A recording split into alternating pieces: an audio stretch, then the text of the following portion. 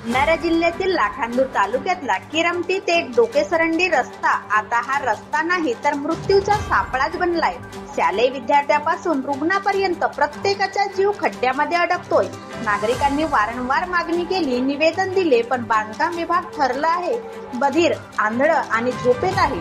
3 किलोमीटरचा हा रस्ता दिवसेंदिवस खड्ड्यात कोसळतोय।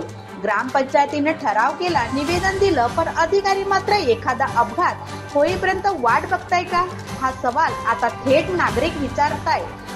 विद्यार्थी रोज या खड्ड्यातून शाळेत जात आहेत, रुग्णवाहिकेतून धक्के खात दवाखान्यात पोहोचतायत। तहसील तलाठी कार्यालयाला जाणाऱ्या नागरिकांचा जीव मुठीत आहे, पण प्रशासनाला मात्र यात जीव धोक्यात नाही तर खुर्ची धोक्यात जाणं महत्त्वाचे वाटतंय। पदाधिकारी या बाबीकडे लक्ष देणे गरजेचे आहे।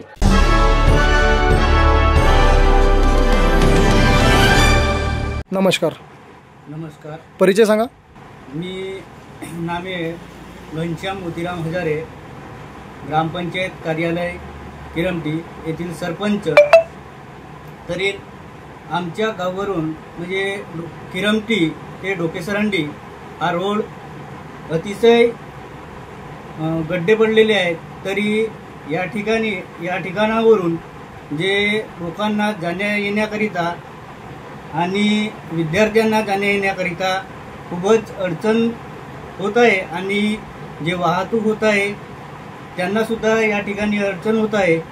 तरी याकडे प्रशासनाने लक्ष करावे आणि हा रोड लवकरात लवकर बनवून द्यावा ही विनंती करतो।